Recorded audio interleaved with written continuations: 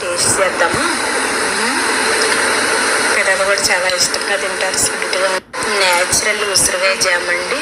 దీంట్లో ఎలాంటి కల్తీ లేదు, ఫుడ్ కలర్ కూడా కలపలేదు నేను. చాలా స్వీట్గా ఉంటుంది. ఇది ఎలా ప్రిపేర్ విధానం అన్నది నేను చెప్తాను. మా ఛానల్ కనుక మీకు నచ్చినట్లే సబ్స్క్రైబ్ చేసుకుని మన సంబంధం మీద క్లిక్ చేయొచ్చు.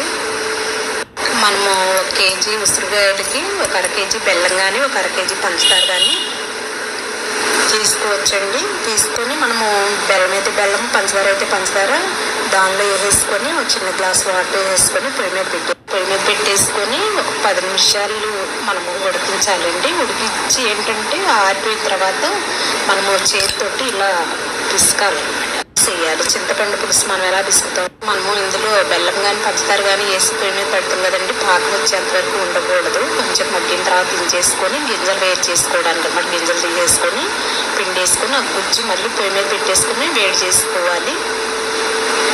దీనిలో యాలకుల పౌడర్ వేసుకోవచ్చండి స్మెల్ కోసము. తింటే సూపర్గా ఉంటుంది. పిల్లలు కూడా చాలా ఇష్టంగా తింటారు.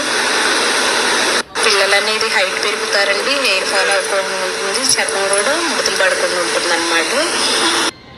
తింటే సూపర్గా ఉంటుందండి. టేస్ట్ చేద్దాము.